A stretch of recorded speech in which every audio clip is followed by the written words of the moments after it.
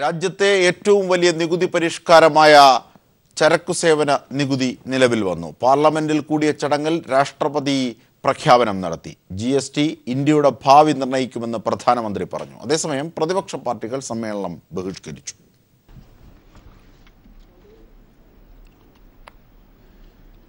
आदरणीय राष्ट्रपति जी, आदरणीय उपराष्ट्रपति जी, लोकसभा के अध्यक्षा जी, पूर्व प्रधानमंत्री आदरणीय देवेगौड़ा जी, मंत्रिपरिषद के मेरे साथी, सदन के सभी सम्मानित सदस्यगण और विविध क्षेत्र से पधारे हुए सभी वरिष्ठ महानुभाव,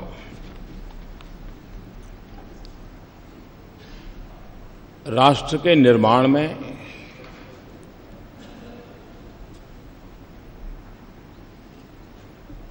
कुछ ऐसे पल आते हैं जिस पल पर हम किसी नए मोड़ पर जाते हैं, नए मुकाम की ओर पहुंचने का प्रयास करते हैं. GSTക്ക് തുടക്കം കുറിച്ച് പാർലമെന്റിൽ നടത്തിയ പ്രസംഗത്തിൽ നരേന്ദ്രമോദിയെ പരോക്ഷമായി വിമർശിച്ച് രാഷ്ട്രപതി പ്രണബ് കുമാർ മുഖർജി. കേന്ദ്ര ധനമന്ത്രിയായിരിക്കെ GST അംഗീകരിപ്പിച്ചെടുക്കാൻ ഗുജറാത്ത് അടക്കമുള്ള സംസ്ഥാനങ്ങളെ പലതവണ സമീപിച്ചെങ്കിലും നിരവധി തടസ്സങ്ങളും തർക്കങ്ങളും ഉയർന്നു വരികയായിരുന്നു. GSTയുടെ ഉദ്ഘാടനം മോദി നിർവഹിക്കുമെന്ന മുൻ തീരുമാനത്തിൽ അവസാന നിമിഷവും മാറ്റം വരുത്തി. പ്രോട്ടോകോൾ ലംഘനം ഉണ്ടാകാതിരിക്കാൻ രാഷ്ട്രപതിയും പ്രധാനമന്ത്രിയും സംയുക്തമായാണ് ഉദ്ഘാടനം നിർവഹിച്ചത്. വർഷങ്ങൾക്ക് മുമ്പ് കോൺഗ്രസ് നേതൃത്വത്തിലുള്ള കേന്ദ്ര സർക്കാർ GST എന്ന ആശയം അവതരിപ്പിക്കുമ്പോൾ ഏറ്റവും ശക്തനായ എതിരാളിയായിരുന്നു അന്ന് ഗുജറാത്ത് മുഖ്യമന്ത്രിയായിരുന്ന നരേന്ദ്രമോദി. ഇക്കാര്യമാണ് രാഷ്ട്രപതി പ്രണബ് മുഖർജി പാർലമെന്റിലെ പ്രസംഗത്തിൽ പരോക്ഷമായി സൂചിപ്പിച്ചത്. ഒരു രാഷ്ട്രം ഒരു നികുതി എന്ന ആശയത്തിന് 14 വർഷം മുമ്പ് 2002 ഡിസംബറിൽ തുടക്കമിട്ടു. ഭരണഘടനാപരമായും നിയമപരമായും സാമ്പത്തികപരമായും നിരവധി തടസ്സങ്ങൾ ഉയർന്നുവന്നു. GST നടപ്പിലാക്കുന്നതിനെ ചില സംസ്ഥാനങ്ങൾ എതിർത്തു. ഗുജറാത്തിനെ പ്രത്യേകം പ്രസംഗത്തിൽ പരാമർശിച്ച രാഷ്ട്രപതി അവരുമായി നിരവധി ചർച്ചകൾ നടത്തേണ്ടി വന്ന കാര്യം എടുത്തു പറഞ്ഞു. I also met the chief ministers of Gujarat, Bihar, Andhra Pradesh and Maharashtra a number of times, and I have a vivid recollection of those meetings and the various matters that were raised. Given the magnitude of the task which spans constitutional, legal, economic and administrative spheres, it was not a surprise that there were many contentious issues. GST ഉദ്ഘാടനം സ്വയം നിർവഹിക്കാനുള്ള മോദിയുടെ ശ്രമം വിമർശനത്തെ തുടർന്ന് മാറ്റിയതും ശ്രദ്ധിക്കപ്പെട്ടു. ഉദ്ഘാടനം മോദി നിർവഹിക്കുമെന്നായിരുന്നു കേന്ദ്ര സർക്കാർ ഔദ്യോഗികമായി അറിയിച്ചത്. എന്നാൽ രാഷ്ട്രപതി പങ്കെടുക്കുന്ന ചടങ്ങിൽ പ്രധാനമന്ത്രി ഉദ്ഘാടനം നിർവഹിക്കൽ ലംഘനം വിമർശിക്കപ്പെട്ടു. ഇതേ തുടർന്ന് അവസാന നിമിഷം ഉദ്ഘാടന രീതിയിൽ മാറ്റം വരുത്തി ഇരുവരും സംയുക്തമായി ചടങ്ങ് നിർവഹിക്കുന്ന രീതിയിലേക്ക് മാറ്റി. GST കൗൺസിൽ മുൻ അധ്യക്ഷനായിരുന്ന KM മാണിയെ അരുൺ ജെയ്റ്റ്ലി പ്രസംഗത്തിൽ പേരെടുത്തു പറഞ്ഞു. സമ്മേളനം കഴിഞ്ഞിറങ്ങിയ മാണി അതിലെ ആഹ്ലാദം മറച്ചുവച്ചില്ല. GST രൂപീകരണത്തിൽ എൻ്റെ ഇൻവോൾവ്മെന്റ് വളരെയധികം ഉണ്ടായിരുന്നു. ആ നിലയിലൊക്കെ അനുസ്മരിച്ചതായിരിക്കാം. അതിൽ പ്രത്യേക നന്ദിയുണ്ട്. സമ്മേളനം കോൺഗ്രസ് ബഹിഷ്കരിച്ചെങ്കിലും കോൺഗ്രസ് നേതാവും രാജ്യസഭാ ഉപാധ്യക്ഷനുമായ PJ കുര്യൻ ആദ്യ അവസാനം വരെ പ്രത്യേക സമ്മേളനത്തിൽ പങ്കെടുത്തു. Santhosh സർലിംഗ്, news bureau, Delhi. GSTയുടെ സംസ്ഥാനതല ഉദ്ഘാടനം ഇന്ന് കൊച്ചിയിൽ നടക്കും. കലൂർ ജവഹർലാൽ നെഹ്റു സ്റ്റേഡിയത്തിൽ വൈകിട്ട് 3-ന് നടക്കുന്ന ചടങ്ങ് ധനമന്ത്രി ഡോക്ടർ തോമസ് ഐസക് ഉദ്ഘാടനം ചെയ്യും. വിദ്യാഭ്യാസ മന്ത്രി professor C. Ravindranath, KV Thomas MP എന്നിവരും പങ്കെടുക്കും. തുടർന്ന് GST നിയമം സംബന്ധിച്ച് ചർച്ചകളും സംഘടിപ്പിച്ചിട്ടുണ്ട്. വ്യാപാരി വ്യവസായി പ്രതിനിധികൾ, വാണിജ്യ നികുതി കമ്മീഷണർ അടക്കമുള്ളവർ പങ്കെടുക്കും. കേന്ദ്ര സർക്കാരിന്റെ പുതിയ GST സമ്പ്രദായത്തെ സ്വർണ്ണ വ്യാപാരികൾ സ്വാഗതം ചെയ്യുന്നതായി Malabar gold and diamonds chairman NP Ahmed. GST നിലവിൽ വരുന്നതോടെ നികുതി വെട്ടിപ്പ് തടയാൻ സാധിക്കുമെന്നും അത് ഈ മേഖലയിൽ കൂടുതൽ മത്സരത്തിന് വഴിവെക്കുമെന്നും കള്ളക്കടത്ത് തടയാൻ സാധിക്കുമെന്നും അദ്ദേഹം പറഞ്ഞു. സ്വർണ്ണ വ്യാപാര മേഖലയിൽ 100% സ്വാഗതം ചെയ്തു. ഞങ്ങളെ സംബന്ധിച്ചിടത്തോളം വളരെ നല്ലൊരു സിസ്റ്റമാണിത്. സ്വർണ്ണ മേഖലയിൽ ഉണ്ടായിരുന്ന വലിയൊരു പ്രതിസന്ധി ഇതിൻ്റെ പാരലൽ ബിസിനസ്സാണ്. അൺഅക്കൗണ്ട് ബിസിനസ്സും അൺഒഫീഷ്യൽ ബിസിനസ്സായിരുന്നു. GST വരുന്നതോടുകൂടി അത് ഘട്ടം ഘട്ടമായിട്ട് പൂർണ്ണമായിട്ടും അൺഅക്കൗണ്ടിങ് ബിസിനസ് ഇല്ലാതാവും. ഈ അൺഅക്കൗണ്ടിങ് ബിസിനസ് ഇല്ലാതാകുന്നതോടുകൂടി ഒരു നല്ലൊരു പ്ലാറ്റ്ഫോം നിലവിൽ വരും. മൂന്നാർ ഉൾപ്പെടെ ഇടുക്കിയിലെ ഭൂപ്രശ്നങ്ങൾ പരിഹരിക്കണമെന്നാവശ്യപ്പെട്ടുള്ള LDF ജില്ലാ നേതൃത്വത്തിന്റെ നിവേദനത്തിന്റെ അടിസ്ഥാനത്തിൽ മുഖ്യമന്ത്രി വിളിച്ചു ചേർത്ത സർവകക്ഷി യോഗം ഇന്ന് നടക്കും. സർവകക്ഷി യോഗത്തിൽ പങ്കെടുക്കേണ്ടതില്ലെന്നാണ് CPI സംസ്ഥാന നേതൃത്വത്തിന്റെ തീരുമാനം. പാർട്ടിക്കുള്ളിലെ അഭിപ്രായ വ്യത്യാസം നിലനിൽക്കെ റവന്യൂ മന്ത്രി യോഗത്തിൽ പങ്കെടുക്കുമോ എന്ന കാര്യമാണ് ഇവരും ഉറ്റുനോക്കുന്നത്. രാവിലെ 11 മണിക്ക് മുഖ്യമന്ത്രിയുടെ ചേംബറിലാണ് യോഗം. നടി ആക്രമിക്കപ്പെട്ട സംഭവത്തിൽ അമ്മയുടെ നിലപാട് തെറ്റെന്ന് VS അച്യുതാനന്ദൻ. കേസ് കൈകാര്യം ചെയ്ത രീതി ശരിയായില്ല. അമ്മയുടെ നിലപാട് സ്ത്രീ വിരുദ്ധമാണെന്നും VS അച്യുതാനന്ദൻ അഭിപ്രായപ്പെട്ടു. സ്ത്രീകളുടെ നേരെ നടന്നിട്ടുള്ള ഈ ആക്രമണത്തെ അതിശക്തമായ ഭാഷയിൽ എതിർക്കുകയാണ് ചെയ്യേണ്ടിയിരുന്നത്.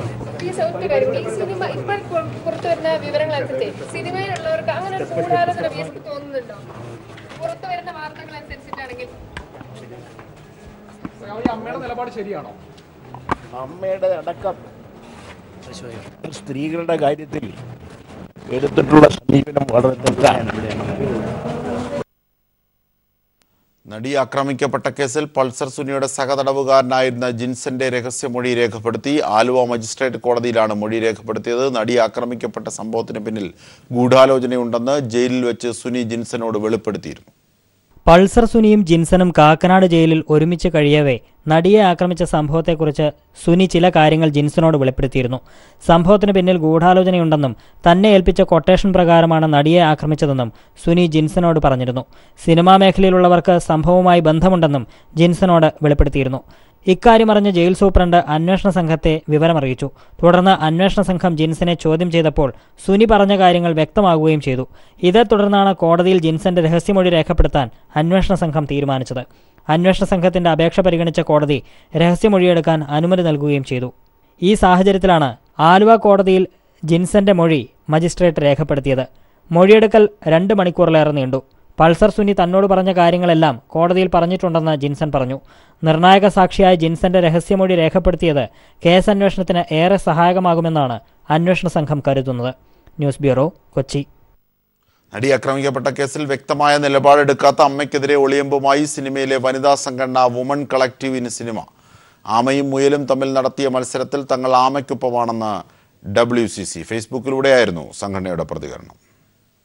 ചലച്ചിത്ര മേഖലയിൽ വിമൻ ഇൻ കളക്റ്റീവ് എന്ത് പരിപ്രേക്ഷ്യമാണ് മുന്നോട്ട് വെക്കുന്നത് എന്നത് സംബന്ധിച്ച് നേരത്തെയുള്ള കുറിപ്പുകളിൽ ഞങ്ങൾ നിലപാട് വ്യക്തമാക്കിയിരുന്നു. പക്ഷേ അത് സംബന്ധിച്ച് ചില വിശദീകരണങ്ങൾ കൂടി നൽകേണ്ടതുണ്ട് എന്ന് തോന്നിയ പശ്ചാത്തലത്തിലാണ് ഈ കുറിപ്പ് എന്ന് തുടങ്ങിയാണ് ഫേസ്ബുക്ക് പോസ്റ്റ് ആരംഭിക്കുന്നത്. ഞങ്ങളുടെ സഹപ്രവർത്തക ആക്രമിക്കപ്പെട്ടതുമായി ബന്ധപ്പെട്ട വിഷയത്തിൽ അമ്മായോഗത്തിൽ ചർച്ച നടന്നില്ല എന്നത് വാസ്തവം.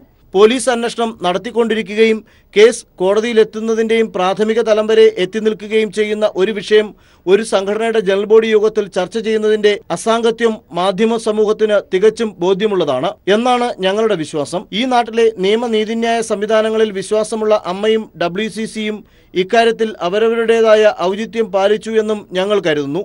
ഇങ്ങനെ പറയുമ്പോഴും ചില കാര്യങ്ങളിലൂടെ അമ്മയ്ക്കെതിരെ ഒളിയമ്പ് നടത്താനും WCC മറന്നില്ല. നൂറ്റാണ്ടുകളായി രൂപപ്പെട്ട ആണധികാരത്തിന്റെ ആന്തരികവും ബാഹ്യവുമായ ഘടനകളെ പൊളിച്ചുമാറ്റി പുതിയ ഭാവുകത്വത്തിലേക്ക് അവയെ നടത്തിക്കാൻ അടുത്ത 100 വർഷം മതിയാകുമോ എന്ന് ഞങ്ങൾക്കറിയില്ല. അലർച്ചകളും ആർപ്പുവിളികളുമില്ലാതെ നിശബ്ദമായി പണിയെടുത്തും ചിലപ്പോൾ മനഃപൂർവ്വം ഒഴിഞ്ഞുമാറുന്നെന്നും ചില ഘട്ടങ്ങളിൽ സജീവമായ ഇടപെടലുകൾ നടത്തിയും ദീർഘകാല അടിസ്ഥാനത്തിലുള്ള സാമൂഹ്യ മാറ്റത്തിന് സിനിമയെ എങ്ങനെ ചാലകശക്തിയാക്കാമെന്ന ചിന്തയാണ് ഈ കൂട്ടായ്മയെ മുന്നോട്ട് നയിക്കുന്നത്. ആമയും മുയലും തമ്മിൽ നടത്തിയ മത്സരത്തിൽ ഞങ്ങൾ ആമയുടെ ഒപ്പമാണ്.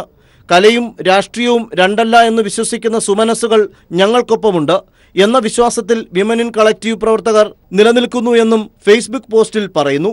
Sunil Arumanoor, news bureau, Thiruvananthapuram. കൊച്ചി പുറംകടലിൽ മത്സ്യബന്ധനത്തിന് പോയ ബോട്ടിൽ കപ്പലിടിച്ച സംഭവത്തിൽ ആംബർ L എന്ന കപ്പലിന്റെ ക്യാപ്റ്റനെ കൊച്ചി കോസ്റ്റൽ പോലീസ് കസ്റ്റഡിയിലെടുത്തു. ക്യാപ്റ്റനെ കൂടാതെ സെക്കൻഡ് ഓഫീസർ, സീമൻ എന്നിവരെയും കസ്റ്റഡിയിലെടുത്തിട്ടുണ്ട്. ജൂൺ 10 കൊച്ചി പുറംകടലിൽ വെച്ചായിരുന്നു അപകടം. കാർമൽ മാതാ ബോട്ടാണ് ഫോർട്ട് കൊച്ചി തീരത്തു നിന്നും 30 നോട്ടിക്കൽ മൈൽ അകലെ അപകടത്തിൽപ്പെട്ടത്. പുതിയ മദ്യനയത്തിന്റെ ഭാഗമായി സംസ്ഥാനത്ത് ബാറുകൾ തുറന്നു തുടങ്ങി. ഇതുവരെ 60 ബാറുകൾക്ക് മാത്രമാണ് അനുമതി ലഭിച്ചത്. മദ്യനയത്തിന്റെ ഭാഗമായി വ്യാപകമായി മദ്യം ഒഴുകുമെന്ന പ്രചരണം ഇതോടെ പൊളിഞ്ഞു. പൂട്ടിപ്പോയ 798 ബാറുകളിൽ 100 എണ്ണത്തിൽ താഴെ മാത്രമാണ് ലൈസൻസ് പുതുക്കുന്നത്. സംസ്ഥാനത്താകെ ലൈസൻസ് പുതുക്കാൻ അപേക്ഷ നൽകിയത് ഇതുവരെ 72 ബാറുകൾ. 60 എണ്ണത്തിന് പ്രവർത്തനാനുമതി ലഭിച്ചു. 17 എണ്ണത്തിന് അനുമതി കിട്ടിയ എറണാകുളത്താണ് കൂടുതൽ ബാറുകൾ. 13 എണ്ണം തിരുവനന്തപുരത്ത് പ്രവർത്തിക്കും. ആലപ്പുഴയിൽ ഇതുവരെ ആർക്കും അനുമതി കിട്ടിയിട്ടില്ല.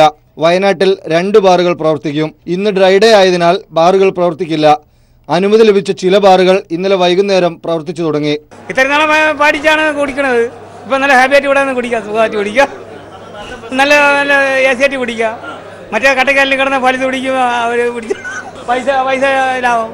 നാളെയും മറ്റന്നാളുമായി മറ്റു ബാറുകൾ തുറക്കും. 2112 കള്ളുഷാപ്പുകൾക്കും അനുമതിയായി. അടച്ചുപൂട്ടുമ്പോൾ 798 ബാറുകളായിരുന്നു സംസ്ഥാനത്ത് പ്രവർത്തിച്ചത്. ഇതിൽ 60 എണ്ണത്തിന് മാത്രമാണ് തുറന്നു പ്രവർത്തിക്കാൻ അനുമതി ഇപ്പോൾ കിട്ടിയിട്ടുള്ളത്.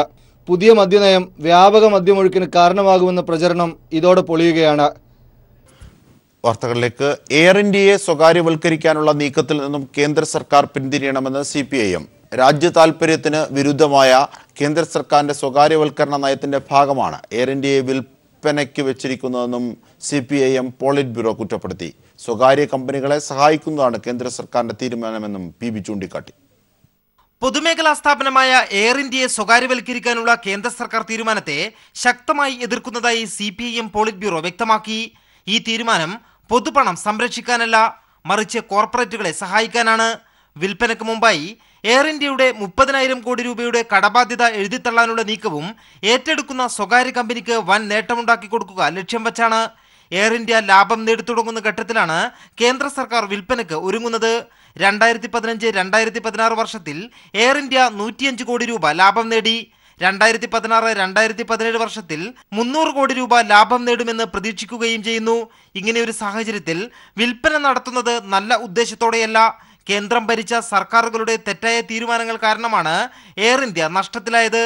ഒടുവിൽ ബലിയാടാക്കി വിൽപ്പന നടത്തുന്നത് അംഗീകരിക്കാൻ കഴിയില്ലെന്നും CPIM വ്യക്തമാക്കി. രാജ്യ താൽപര്യത്തിന് വിരുദ്ധമായ സ്വകാര്യവൽക്കരണ നയത്തിന്റെ ഭാഗമാണ് എയർ ഇന്ത്യയുടെ വിൽപ്പനയും. അതുകൊണ്ട് തന്നെ സ്വകാര്യവൽക്കരിക്കാനുള്ള തീരുമാനം പിൻവലിക്കണമെന്നും പോളിറ്റ് ബ്യൂറോ ആവശ്യപ്പെട്ടു. കഴിഞ്ഞ ദിവസമാണ് എയർ ഇന്ത്യ സ്വകാര്യവൽക്കരിക്കാനുള്ള നീതി ആയോഗ് നിർദ്ദേശത്തിന് പ്രധാനമന്ത്രിയുടെ അധ്യക്ഷതയിൽ ചേർന്ന സാമ്പത്തികകാര്യ മന്ത്രിതല സമിതി തത്വത്തിൽ അംഗീകാരം നൽകിയത്. News bureau, Delhi. കാസർഗോഡ് മഞ്ചേശ്വരം മുസോടി കടപ്പുറത്ത് കടലാക്രമണം രൂക്ഷമായി തുടരുന്നു. കര കടലെടുത്തതിനെ തുടർന്ന് റോഡും വീടുകളും തകർന്നു. ദിവസങ്ങൾ പിന്നിട്ട കടലാക്രമണം രൂക്ഷമായി തുടരുന്നതിനാൽ തീരത്തെ 10ഓളം കുടുംബങ്ങളെ സുരക്ഷാ കേന്ദ്രത്തിലേക്ക് മാറ്റി.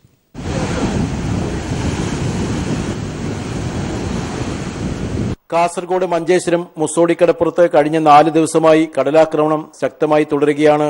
മത്സ്യത്തൊഴിലാളികൾ തിങ്ങിപ്പാർക്കുന്ന പ്രദേശമാണിത്. 150 മീറ്ററോളം കരഭാഗം കടലെടുത്തു കഴിഞ്ഞു. ഒരു വീടും ഒരു കടയും ഇതിനകം തകർന്നു. 10 വീടുകൾ തകർച്ചാ ഭീഷണിയിലാണ്. ഈ കുടുംബങ്ങളെ സമീപത്തെ സ്കൂളിലേക്ക് മാറ്റിപ്പാർപ്പിച്ചു. 100 മീറ്ററോളം തീരദേശപാത പൂർണ്ണമായി തകർന്നു. കടലാക്രമണത്തെ തുടർന്ന് ഈ പ്രദേശത്ത് ജീവിക്കാൻ കഴിയാത്ത സാഹചര്യമാണ് നിലവിലുള്ളതെന്ന് മത്സ്യത്തൊഴിലാളികൾ പറയുന്നു. ഞങ്ങൾ മത്സ്യത്തൊഴിലാളികളാണ്, ഞങ്ങൾക്ക് വേറൊരു ജീവിതമില്ല. ഇതിക്ക് എന്തെങ്കിലും ഒരു പരിഹാരം കണ്ടില്ലെങ്കിൽ ഞങ്ങളെ സ്വത്തിന് എല്ലാത്തിനും ഞങ്ങൾക്ക് വല്ലാത്ത ഭീഷണിയാണ്. ബേജാറിലുണ്ടാണ് ഞങ്ങൾ അങ്ങനത്തെ വിധിയിലാണുള്ളത്. മഞ്ചേശ്വരം മത്സ്യബന്ധന തുറമുഖ നിർമ്മാണത്തിന്റെ ഭാഗമായി കടൽ തീരത്ത് നിർമ്മിച്ച പുലിമുട്ടാണ് ഈ പ്രദേശത്ത് കടലാക്രമണം രൂക്ഷമാക്കാൻ കാരണമായതെന്ന് നാട്ടുകാർ ചൂണ്ടിക്കാട്ടുന്നു. ഹാർബർ അവിടെ നിർമ്മിക്കുമ്പോൾ സൈഡ് പുലിമുട്ട് നിർമ്മിക്കാത്തതാണ് പ്രശ്നം.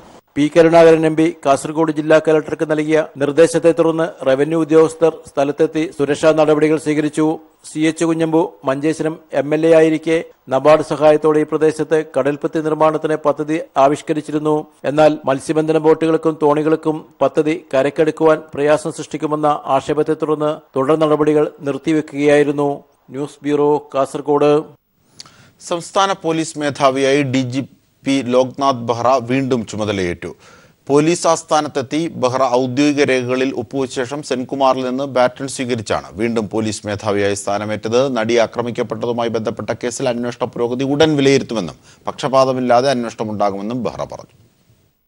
വൈകിട്ട് 4:30 പോലീസ് ആസ്ഥാനത്തെത്തിയ ഡിജിപി ലോക്നാഥ് ബെഹ്റ ധീരസ്മൃതി ഭൂമിയിൽ പുഷ്പചക്രം സമർപ്പിക്കുകയും ഗാർഡ് ഓഫ് ഓണർ സ്വീകരിക്കുകയും ചെയ്ത ശേഷമാണ് ഓഫീസിലെത്തിയത്.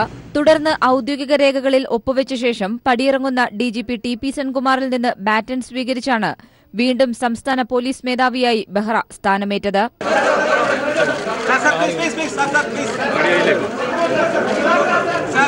കൊച്ചിയിൽ നടി ആക്രമിക്കപ്പെട്ടതുമായി ബന്ധപ്പെട്ട കേസിൽ അന്വേഷണ പുരോഗതി ഉടൻ വിലയിരുത്തുമെന്നും പക്ഷപാതമില്ലാത്ത അന്വേഷണം ഉണ്ടാകുമെന്നും ചുമതലയേറ്റ ശേഷം ബെഹ്റ മാധ്യമപ്രവർത്തകരോട് പറഞ്ഞു. മികച്ച സംഘമാണ് കേസ് അന്വേഷിക്കുന്നത്.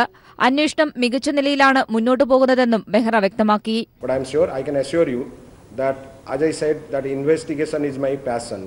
So I will certainly review the case as quickly as possible, and you can be rest assured that we will actually do a good job, and there will be no doubt about that. Our team are, having very good officers. They are proven competence for investigation. പോലീസിൽ criminal വൽക്കരണവും അഴിമതിയും വെച്ചുപൊറുപ്പിക്കില്ല. കുറ്റക്കാരായി കണ്ടെത്തുന്ന ഉദ്യോഗസ്ഥരെ prosecute ചെയ്യുക എന്നതാണ് നിലപാടെന്നും DGP വ്യക്തമാക്കി.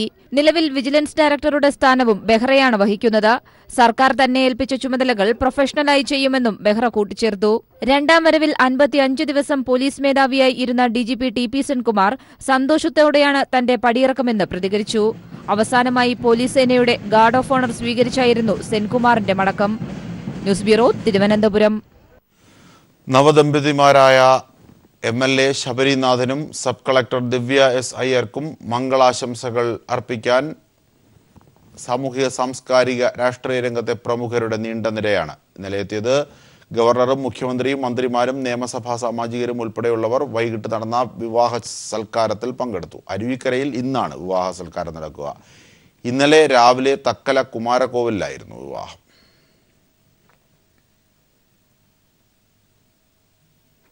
വർത്തമാനകാലത്ത് നമുക്ക് നേരെ തിരിച്ചുവെച്ച കണ്ണാടിയാണ് വിശ്വാസപൂർവ്വം മൻസൂർ എന്ന സിനിമയെന്ന് സംവിധായകൻ പി.ടി. കുഞ്ഞുമുഹമ്മദ്. ചലച്ചിത്ര പ്രവർത്തകൻ എന്ന നിലയിൽ ചിത്രമേറെ സംതൃപ്തി നൽകിയെന്നും പി.ടി. കുഞ്ഞുമുഹമ്മദ് പറഞ്ഞു. വിശ്വാസപൂർവ്വം മൻസൂർ എന്ന ചിത്രം 2ാം വാരത്തിലേക്ക് കടക്കുമ്പോൾ സമൂഹത്തിന്റെ വിവിധ തുറകളിൽ നിന്ന് മികച്ച പ്രതികരണമാണ് ലഭിക്കുന്നതെന്ന് പി.ടി. കുഞ്ഞുമുഹമ്മദ് പറഞ്ഞു. മതേതര സമൂഹത്തിലേക്ക് ആപത്തുകൾ കടന്നുവരുന്നതിനെതിരായ ജാഗ്രത ചിത്രം പങ്കുവെക്കുന്നുണ്ടെന്നും പി.ടി. കുഞ്ഞുമുഹമ്മദ് വ്യക്തമാക്കി. ഒരു ഫിലിം മേക്കറുടെ ആശങ്കയാണ് ഞാൻ ഈ സിനിമയിലൂടെ ചെയ്തത്. നമ്മൾ വളരെ മതേതരമായിട്ട് ജീവിക്കുന്ന ഒരു സമൂഹത്തിലേക്ക് ഇത്തരത്തിലുള്ള ആപൽശങ്കകൾ കടന്നു വരാതിരിക്കാൻ, വിപത്തുകൾ കടന്നു വരാതിരിക്കാനുള്ള ഒന്നായിട്ടാണ് ഈ സിനിമയെ ചെയ്തത്. വ്യത്യസ്തമായ കഥാപാത്രത്തെ അവതരിപ്പിക്കാനായതിൽ ഏറെ സന്തോഷമുണ്ടെന്ന് ചിത്രത്തിലെ നായകനായ റോഷൻ മാത്യു പറഞ്ഞു. പി.ടി. കുഞ്ഞുമുഹമ്മദ് സാറും എം ജെ രാധാകൃഷ്ണൻ സാറും ഒക്കെ ഇൻവോൾവ് ആയിട്ടുള്ള രമേശ് നാരായൺ സാറിൻ്റെ മ്യൂസിക്കുള്ള ഇത്രയും വലിയൊരു എക്സ്പീരിയൻസ് ടീമിൻ്റെ കൂടെ ആയതിൽ ഒരുപാട് സന്തോഷമുണ്ടായിരുന്നു. വലിയൊരു ഭാഗ്യമായിട്ട് കണ്ടതിനെ. അഭിനയ പ്രാധാന്യമുള്ള വ്യത്യസ്തമായ കഥാപാത്രമാണ് ചിത്രത്തിൽ തൻ്റെതെന്ന് നായിക പ്രയാഗ മാർട്ടിൻ പറഞ്ഞു. എൻ്റെ ടാലൻറ്റിൻ്റെ മേ ബി ഫുൾ സ്കോപ്പ് എനിക്ക് ചെയ്യാൻ പറ്റിയില്ലെങ്കിലും but it's high time that I do a movie which stands apart from the ones I usually do എന്നുള്ളത്. ചിത്രത്തിൽ അഭിനയിച്ച സൈഫ് മുഹമ്മദും വാർത്താസമ്മേളനത്തിൽ സംബന്ധിച്ചു. News bureau, Kochi. Kozhikode Bhavan's law കോളേജിലെ വിദ്യാർത്ഥി സമരത്തിന് പരിഹാരമായില്ല. നിരാഹാര സമരം 13ാം ദിവസത്തിലേക്ക് കടന്നു. സമരം കണ്ടില്ലെന്നടിച്ചാൽ വിദ്യാർത്ഥികൾക്കൊപ്പം ഡിവൈഎഫ്ഐയും അണിചേരുമെന്ന് അഖിലേന്ത്യാ പ്രസിഡന്റ് മുഹമ്മദ് റിയാസ് പറഞ്ഞു. കോഴിക്കോട് ഭവൻസ് ലോ കോളേജിൽ മാനേജ്മെന്റിനെതിരെ SFI നടത്തുന്ന നിരാഹാര സമരം 13ാം ദിവസത്തിലേക്ക് കടന്നിരിക്കുകയാണ്. മാനേജ്മെന്റ് കോട്ടയിലും മെറിറ്റ് സീറ്റിലും പ്രവേശനം നേടിയ വിദ്യാർത്ഥികളോട് ഒരേ ഫീസ് ഈടാക്കുന്ന മാനേജ്മെന്റ് നടപടി പിൻവലിക്കണമെന്നുൾപ്പെടെ നിരവധി ആവശ്യങ്ങൾ ഉന്നയിച്ചാണ് വിദ്യാർത്ഥികൾ സമരരംഗത്ത് ഉള്ളത്. നിരാഹാര സമരം നടത്തുന്ന വിദ്യാർത്ഥികളെ ഡിവൈഎഫ്ഐ അഖിലേന്ത്യാ പ്രസിഡന്റ് മുഹമ്മദ് റിയാസ് സന്ദർശിച്ചു. മാനേജ്മെന്റ് സ്വീകരിക്കുന്ന സമീപനം ഒരു തരത്തിലും അംഗീകരിക്കാൻ സാധിക്കില്ല എന്നും ഇനിയും സമരം കണ്ടില്ലെന്നടിച്ചാൽ വിദ്യാർത്ഥികൾക്കൊപ്പം ഡിവൈഎഫ്ഐ സമരരംഗത്ത് അണിചേരുമെന്നും അദ്ദേഹം പറഞ്ഞു. കഷ്ടപ്പെട്ട് പഠിച്ച് മെറിറ്റിൽ അഡ്മിഷൻ കിട്ടിയ കുട്ടികളെ കഴുത്തിറക്കാൻ നടത്തുന്ന ശ്രമത്തിനെതിരെയുള്ള ഈ സമരം കണ്ടില്ലെന്ന് നടിച്ച് ഇനിയും മുന്നോട്ട് പോയാൽ ഈ സമരത്തിൽ വിദ്യാർത്ഥികൾ മാത്രമായിരിക്കില്ല, ഈ സമരത്തിൽ ഡിവൈഎഫ്ഐയും ഈ നാട്ടിലെ മുഴുവൻ ജനാധിപത്യ വിശ്വാസികളും അണിനിരന്നുകൊണ്ട് കണ്ണടച്ചുറക്കം നടിക്കുന്ന മാനേജ്മെന്റിന്റെ കണ്ണ് തുറപ്പിക്കുമെന്ന കാര്യത്തിൽ ഒരു സംശയമില്ല. സ്ഥലം MLAയുടെ സാന്നിധ്യത്തിൽ കഴിഞ്ഞ ദിവസം മാനേജ്മെന്റുമായി നടത്തിയ ചർച്ചയിലുണ്ടാക്കിയ ധാരണകൾ ഡയറക്ടർ ഇടപെട്ട് ലംഘിച്ചതായും സമരം തുടരുമെന്നുമാണ് വിദ്യാർത്ഥികളുടെ നിലപാട്. MLA ഉൾപ്പെടെ ഇടപെട്ടുകൊണ്ട് ഒരു ധാരണയൊക്കെ ഉണ്ടാക്കിയിരുന്നു. അതിൽ ഏകദേശം ഈ സമരം പരിഹരിക്കപ്പെടുന്ന രൂപത്തിലേക്ക് വന്നിരുന്നു. പക്ഷേ ഇതിൻ്റെ ട്രഷറർ ഉൾപ്പെട്ടിട്ടാണ് അത്തരത്തിലൊരു ചർച്ചയിലേക്ക് എത്തിയിരുന്നത്. ഇതിൻ്റെ ഡയറക്ടർ ഇടപെട്ട് വൈകുന്നേരം ആയപ്പോഴത്തിന് ആ ധാരണ പൂർണ്ണമായിട്ട് തെറ്റിക്കുന്ന രൂപത്തിലേക്കും ആ ധാരണ അംഗീകരിക്കാനാവില്ല എന്നുള്ള രൂപത്തിലേക്കാണ് ഡയറക്ടർ പിന്നീട് ഇടപെട്ടത്. SFIക്കൊപ്പം കോളേജിലെ മറ്റ് വിദ്യാർത്ഥി സംഘടനകളും സമരരംഗത്ത് ഉണ്ട്. News bureau, Kozhikode. E Sreedharan ഉള്ളതുകൊണ്ട് മാത്രമല്ല കൊച്ചി മെട്രോ യാഥാർത്ഥ്യമായതെന്ന് മന്ത്രി ജി സുധാകരൻ. പണവും സ്ഥലവും സർക്കാരാണ് കണ്ടെത്തി നൽകിയത്. മുഖ്യമന്ത്രി പിണറായി വിജയൻ മുൻകൈയെടുത്തില്ലായിരുന്നുവെങ്കിൽ മെട്രോ ഇപ്പോഴും യാഥാർത്ഥ്യമാവില്ലായിരുന്നു എന്ന് ജി സുധാകരൻ കോഴിക്കോട് പറഞ്ഞു.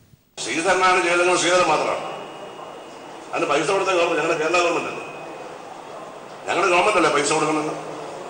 അതിന് പീഡപ്പള്ളി റോഡ് വിട്ടുകൊടുത്തത് പീഡപ്പള്ളി റോഡിലായതല്ല ഉണ്ടാക്കിയത്. ഞങ്ങൾ വിട്ടുകൊടുത്തോണ്ടല്ലേ, ആകാശത്താണ് നിൽക്കുന്നത്, തൂണെല്ലാം റോഡിൽ ഞങ്ങൾ സഹായിച്ചില്ല. മുഖ്യമന്ത്രി പിണറായി വിജയൻ കൂടെ നിന്നാണ് ജയിച്ചത്, അല്ലെങ്കിൽ ഈ വർഷവും നടക്കത്തില്ലായിരുന്നു. എല്ലാവരും അറിഞ്ഞിരിക്കേണ്ട കാര്യമാണ്. 2017 അബുദാബി ശക്തി അവാർഡുകൾ പ്രഖ്യാപിച്ചു. പി കരുണാകരൻ MP ചെയർമാനും AK മൂസ മാസ്റ്റർ കൺവീനറും കവി പ്രഭാവർമ്മ മെമ്പറുമായ കമ്മിറ്റിയാണ് അവാർഡുകൾ പ്രഖ്യാപിച്ചത്. മലയാള സാഹിത്യത്തിന്റെ വളർച്ചയ്ക്കും പുരോഗതിക്കും സഹായകരമായ മികച്ച കൃതികൾ കണ്ടെത്തി എഴുത്തുകാരെ ആദരിക്കുകയും പ്രോത്സാഹിപ്പിക്കുകയുമാണ് അവാർഡിന്റെ ലക്ഷ്യമെന്ന് പി കരുണാകരൻ MP പറഞ്ഞു. അബുദാബിയിൽ ജോലി ചെയ്യുന്ന മലയാളികളുടെ സംഘടനയായ ശക്തി തിയേറ്റേഴ്സ് ഏർപ്പെടുത്തിയതാണ് അബുദാബി ശക്തി അവാർഡുകൾ. 2017 അബുദാബി ശക്തി അവാർഡുകളും ശക്തി തായാട്ട് അവാർഡും ശക്തി എരുമേലി അവാർഡും ശക്തി TK രാമകൃഷ്ണൻ പുരസ്കാരവുമാണ് പ്രഖ്യാപിച്ചത്. അവാർഡിന് അർഹമായ കൃതികൾ തിരഞ്ഞെടുക്കുന്നത് വളരെ സുതാര്യമായിട്ടാണ്. ഇതുമായി ബന്ധപ്പെട്ട് ഓരോ വർഷവും അവാർഡിനുള്ള കൃതികൾ ക്ഷണിച്ചുകൊണ്ട് നമ്മുടെ സംസ്ഥാനത്തിലെ എല്ലാ പത്രങ്ങളിലും അതുപോലെ തന്നെ ചാനലുകളിലും നമ്മൾ പരസ്യം നൽകുകയാണ്, അറിയിപ്പ് നൽകുകയാണ്. അങ്ങനെ ലഭിച്ച പുസ്തകങ്ങളാണ് നമ്മൾ അവാർഡിന് വേണ്ടിയിട്ട് പൂർണ്ണമായിട്ടും തിരഞ്ഞെടുക്കുന്നത്. മികച്ച നോവലായി TD രാമകൃഷ്ണന്റെ സുഗന്ധി എന്ന ആണ്ടാൾ ദേവനായകിയും മികച്ച കവിതയ്ക്കുള്ള പുരസ്കാരമായി CP അബൂബക്കറിന്റെ നദികളിൽ ഒഴുകാത്തത് എന്ന കവിതയും മികച്ച നാടകത്തിനുള്ള പുരസ്കാരം സുനിൽ K ചെറിയാന്റെ ഈ ചൂട്ടൊന്ന് കത്തിച്ചേരൂ എന്നതിനും ലഭിച്ചു. ചെറുകഥയ്ക്കുള്ള പുരസ്കാരം അഷ്ടമൂർത്തിയുടെ അവസാനത്തെ ശില്പത്തിനാണ്. വിജ്ഞാന സാഹിത്യത്തിനുള്ള പുരസ്കാരം നീലന്റെ സിനിമ സ്വപ്നജീവിതം എന്ന ഗ്രന്ഥമാണ്. ബാലസാഹിത്യത്തിനുള്ള പുരസ്കാരമായി ഡോക്ടർ രാധിക C നായരുടെ പണ്ട് പണ്ട് കുഴിയാനകളുടെ കാലത്ത് എന്ന പുസ്തകവും തിരഞ്ഞെടുത്തു. Sakthi Thayat Sankaran award doctor KM അനിലിനും ശക്തി എരുമേലി പരമേശ്വരപിള്ള അവാർഡ് KM ലെനിനും ശക്തി TK രാമകൃഷ്ണൻ പുരസ്കാരം ലീലാകുമാരിക്കും നൽകുവാൻ തീരുമാനിച്ചു. P Karunakaran MP, Kairali TV director board അംഗം AK മൂസ മാസ്റ്റർ, കവി പ്രഭാവർമ്മ എന്നിവർ ഉൾപ്പെട്ടതാണ് അബുദാബി ശക്തി അവാർഡ് കമ്മിറ്റി. അവാർഡിന് അർഹമായ കൃതികൾ തിരഞ്ഞെടുത്തതിന് പ്രശസ്ത സാഹിത്യകാരന്മാർ ഉൾപ്പെടുന്ന പ്രാഥമിക കമ്മിറ്റിയും ഓരോ സാഹിത്യ വിഭാഗത്തിനും പ്രത്യേക ജഡ്ജിംഗ് കമ്മിറ്റികളും ഉണ്ടായിരുന്നു. News bureau, Thiruvananthapuram.